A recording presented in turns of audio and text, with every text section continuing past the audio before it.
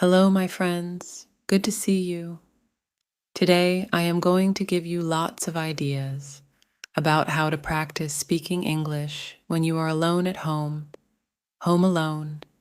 Sounds like a film, right? Are you ready? So, listen, today we're going to be looking at how to practice speaking English when you are alone at home. It's not so easy for many people, right?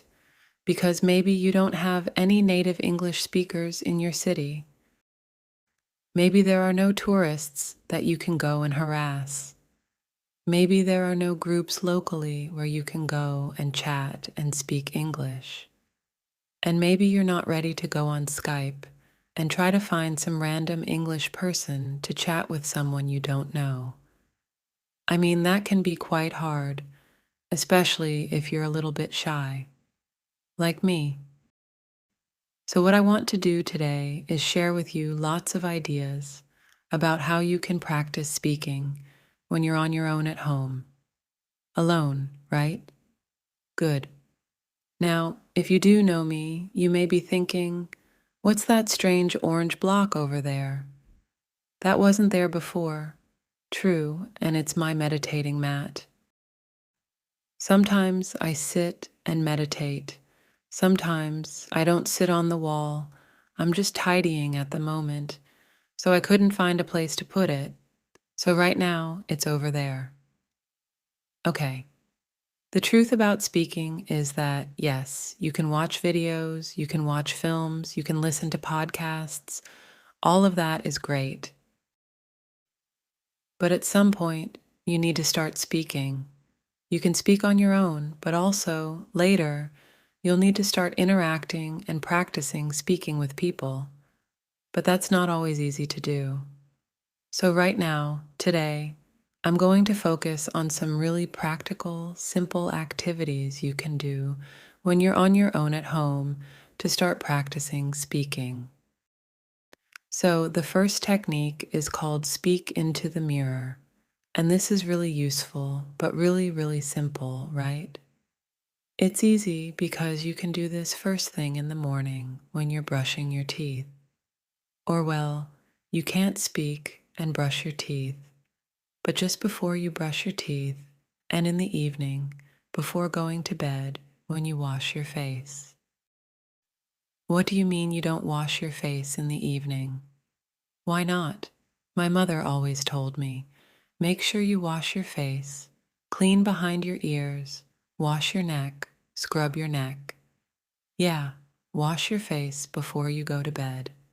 It takes all the dust and pollution off your face, apparently. Anyway, that's a great time that you can do it. And this is good because the key to learning and preparing for IELTS is habit. Right. And if you can attach your learning to an existing habit, like brushing your teeth or washing your face, then it makes it much easier. Now, I used to do this when I was learning Chinese. And in the morning, after brushing my teeth, I would just have a few sentences talking about what I'm going to do today in the future, right? Speaking Chinese, right? So today, I'm going to go to the park. I need to go to the supermarket. I'm going to buy some vegetables. I'm meeting Jack at 6 o'clock. I might go to the cinema, all in the future. Brilliant. And then at the end of the day, you can talk about what you did or what you have done, right? Today, I went to the park. I played football. I went shopping. In the end, I've done a lot. It has been a good day, right? Past tense, present, perfect as well. So you can see it's actually great to practice different tenses. It's a bit like writing your diary at the end of the day, right? Which is also a great way to practice writing. But this is speaking in front of the mirror. It's nice. It's reflective learning in many ways. Okay, moving on. The next one I call collocation fun, right? Collocations are words that are often used together, right? Like we talk about heavy rain. In English, we don't say big rain. Today, there's big rain. No, there is heavy rain. So these are cations. Collocation fun is where we're going to practice speaking using a very common teaching method, really based on the task-based approach to teaching, and it's based on prepare, practice, present. So we'll be preparing the words, the collocations, practicing sentences, and then presenting a whole talk. Okay, now the reason I suggest doing this in front of the mirror is that actually there are great benefits of talking to a mirror. First of all, mirrors don't answer back like young children or wives. But apart from that, right, when you're speaking in the mirror, you can look at your mouth and you can see the kind of movements that you're making, which is great, right? It's useful for pronunciation. You can also check your body language. You may be surprised to see that you speak like that without ever moving your arms, or that you suddenly realize that I'm doing this all the time. That's fine, but being aware of your body language can be quite good. And also, you feel like you're talking to someone, right? Many people I know, and this happened to me, right? I practiced for a long time with a book, and when I went to speak to somebody in a foreign language, it was like a shock seeing this face in front of me. Oh my God. But practicing with a mirror, you got used to a face in front of you, right? So it does help. So let's look then. Prepare, practice, and present. Preparing, what I suggest you do here is you take a topic, right? You can use your course book if you want. You can get on to the internet. You can go to my channel and watch other contents like How to Learn English, My Struggle to Learn English, and others, etc. This one called Speak English with Lala. And in here, right, you have got free videos, lessons you can go through to the free video lessons. And there is a recent one on how to learn English. So you can just listen, right? Download the video. Yeah, we want to download that and then find in there all the collocations. Look, you've got the notes here, and here you've got collocations. You've got idioms. You've got loads of stuff. And what I would do is I would take maybe 6 or 7 collocations or idioms like exact science. It's not rocket science to be on the same wavelength. And that's the preparation, right? That's step 1. Step 2 is in front of the mirror. Just make a sentence with it, right? Exact science, well, parenting, bringing up children is not an exact science. Cooking is not an exact science. Frying an egg, it's not rocket science. It's actually quite easy, right? And then I'm just practicing sentences here. And then in the end, after practice, present. I take one of the old part 2 questions around science. Maybe something like, describe an area of science you're interested in, and then start to talk about it for maybe a minute and try, if possible, to use some of these phrases and sentences, right?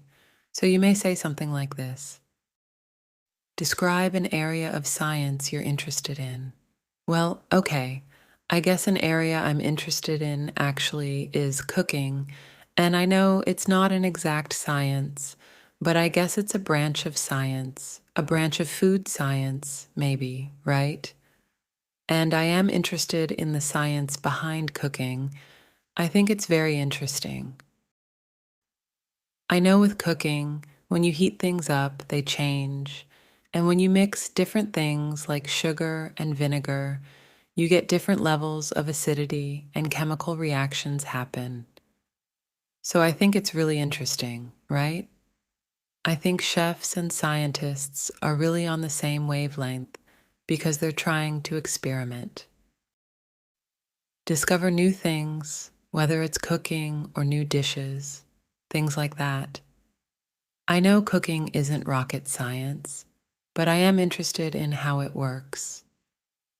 And so, yes, although it's not a hard science, I think it's an interesting area of science for me.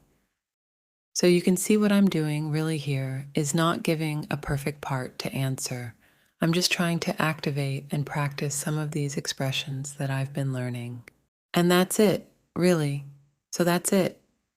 It's great because that preparing the collocations, practicing the sentences, and then presenting a talk is a really tried and tested method. Do in front of the mirror. It's great. You get everything.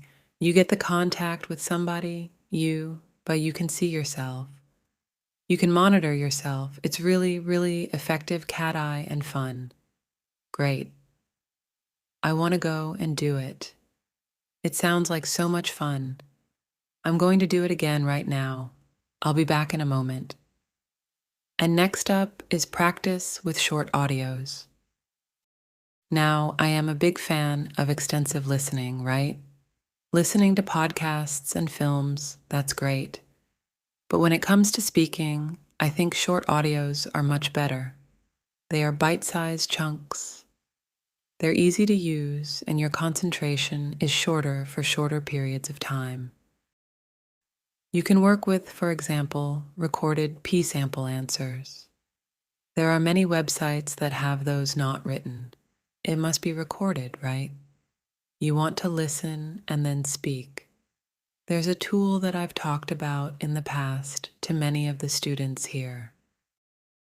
It's called engliah, and I like it because it's full of short audios that you can use to help start speaking, and it's free. I mean, there is a paid version, but you can get lots of stuff for free, which is great. Here, so let me show you, first of all, how that might work. So this is engliah. Okay, I'm not going to explain how it works. You can find that out once you sign up for free, but basically there's a library. You choose your level here. So let's say I'm to go. A intermediate, and you can choose down here different audios to listen to. I've got one of my previous lessons here about sport that I will open up and let me just show you briefly how it works. We'll just focus on the bit on the left. Okay, let's try. Hello, Steph. Hello, Steve. Nice to see you again. Nice to see you again. So what I want you to focus on first is, as you listen to the sentence, pick out the stressed words. Nice to see you. Nice to see you. Like to chat a bit about your interest in sports. Chat, interest, sports. So I'm just repeating the stressed words. Chat, interest, sports. Sure, you lived in Japan for quite a few years, I think. Lived Japan years, I think. Right. About 9 years and 9 years. Okay. So you can see I'm just doing the word stress. And also, you can also pick out chunks or phrases that you like or that sound interesting. Years, and I think you lived in different cities. That's right. I lived in Sendai for 4 years, which is a little bit north of Tokyo. A little bit north, a little bit north. That's interesting, which is a little bit north. Right, not in the north, not located in the north. It's a little bit north of Tokyo for 4 years. And then 1 year down south in Shikoku. Down south. Interesting, not in the south. Down south. Okay. And did you play any sports when you were in Japan? A little bit, a little bit. I love that. A little bit. Played a little bit of soccer. I played a little bit of soccer, a little bit of soccer. Isn't that great? So you can see I'm picking out either the stressed words or little phrases or chunks that I like. And this is really helping us listen and prepare for speaking. Next, what you'll do after you've finished, if you want, you can check the tape script as you listen again. That's fine. But at the end, What I would like you to try and do is try to repeat the audio or the lesson, giving a summary. So repeating it with your words, not reading, not listening. In fact, you can just close that and focus on your own words. Right, oops. And then after you've done that and you've done a bit of practice, you could then try to retell the lesson or the story and record yourself. If you're not sure, you can use your mobile apps to record your voice. There's Vocaro, which is also a very simple online voice recorder. And recording yourself is great because it puts pressure on you. And that, my friend, is good. Also, you can then, once you've listened back, go and compare to the original lesson or story with the tape script and see if it's different. Did you make a mistake? Instead of saying a little bit of football, did you say a little bit football? Or did you use different collocations? Right. Instead of individualized sports, did you say personal sports? Something different. That noticing again puts pressure on you, which is great, and it also helps you notice. Noticing language is a kind of feedback, which is essential to improve. So that's it. Practice with short audios, right? The next one is really fun, and it's about imitating your favorite English-speaking actor or actress. Okay, so here, when you watch a film in English, take some of the actors that you really like and pretend to be them. Right. So you're copying their body language, their gestures, their facial expressions, their accent, their voice, their words. You're copying everything. Why does this work? Because it's all about identity. A key part of language learning is your identity as an English speaker. And as students, we often have a mask, or we can create a mask that we hide behind when we speak a foreign language. And this can be very, very helpful to reduce anxiety or stress, especially if you're shy and or you don't want to. You're embarrassed of mistakes and of not speaking correctly.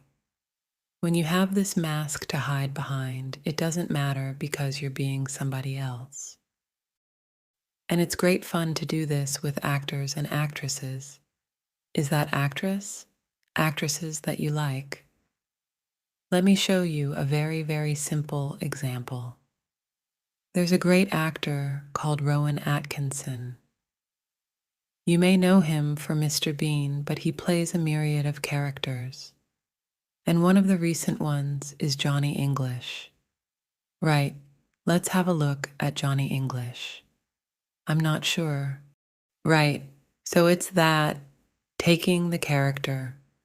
Try and do the voice and the whole body, and you become that character. And you can do that when you're practicing speaking on your own, right? You probably don't want to do it when you're out and about at the shops or speaking to foreign people. Hello. They'll think you're Johnny English. They think you're mad. But when you're having fun at home, it can be a great way to practice. So that's it. Imitate your favorite English-speaking actor. The next one is to send audio messages. Right. Now if you're using Facebook, WhatsApp, other social medias that have a chat facility. Often we send text messages. You probably send them in your own language, but you could think about sending them in English. Right. And go a step further. Send an audio message rather than a written message, because that will be practicing your English. Okay, you can do this if you have some friends who maybe speak English or family members. You can have a bit of fun with them, practicing sending messages to each other in English or any other language. Right, I mean, we do this. Sometimes it can be quite fun to do. And the great thing about sending audio messages is It's not like a live phone conversation where the pressure is there. You have time to prepare, to think about what you're going to say, to record it, and if you don't like it, delete it, record it again. But it doesn't have to be perfect, right? It's just about practice, not perfection. Practice. So, sending audio messages is a great way to do it. Next up, imitate the English foreigner. Now, I'm sure most people can imagine or know how English people speak your language, right? If you've got tourists or you've met people from other countries who speak your language, how do the English people speak your language? Right, take that sound, that accent, and start to use it. So, for example, let's imagine I'm Spanish, right? And I'm thinking, so how do English people speak Spanish? Right, they don't speak perfectly. They speak with an English accent. Right, so the Spanish person would try and speak Spanish with the English accent, right? And then switch to English, but keep that accent. Hello, how are you? I'm fine, thank you. Can you hear that? That the same pronunciation and accent is easy to switch, and suddenly my English sounds English. It sounds great, right? That's it. I'm doing an example with Spanish, but you could do it with any other language, right?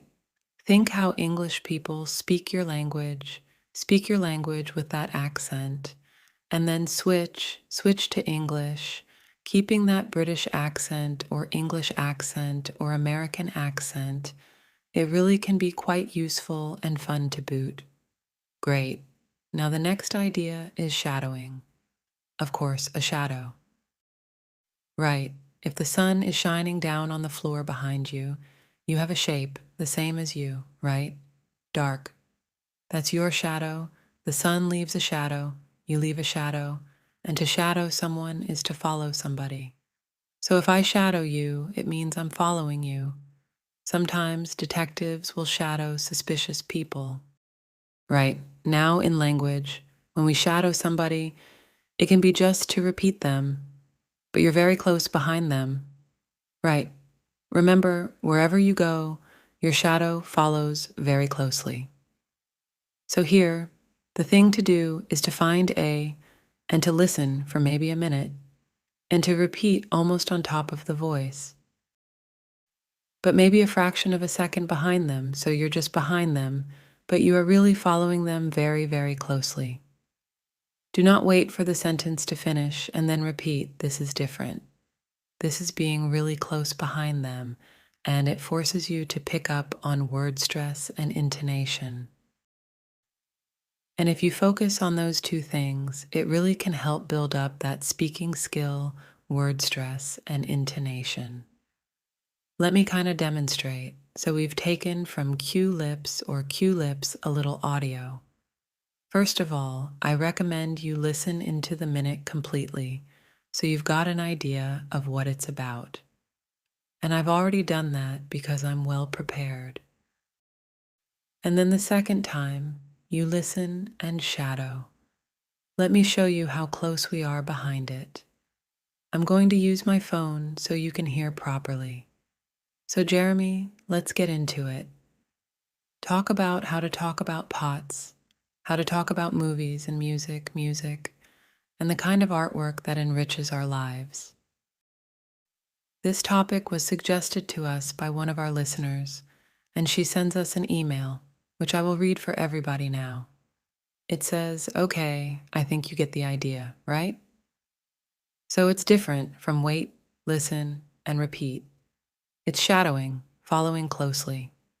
At first, it's very hard, but the more you do it, the more you'll be noticing word stress, intonation, even accent.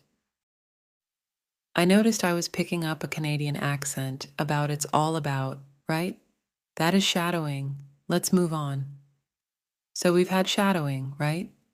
Now we're going to look at responding. What is responding? Well, put very, very simply, responding is you hear a question, you get an idea, you give an answer, you respond.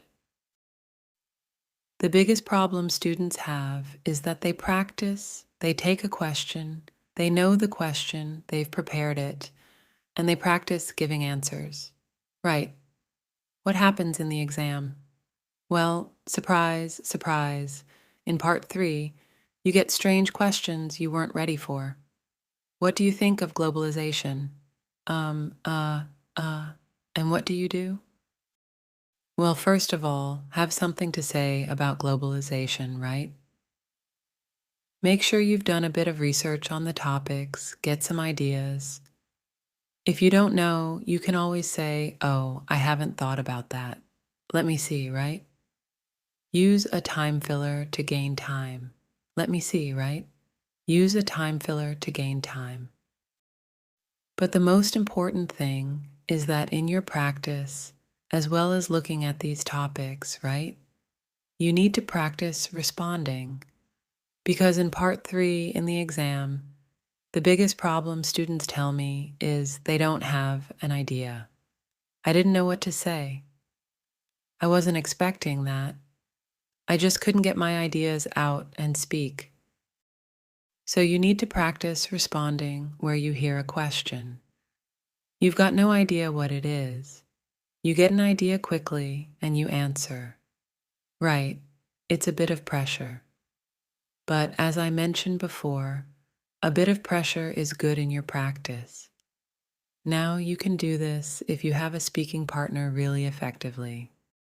I hope this video will help you a lot in learning English. If you have any question, write in the comment box. Happy learning!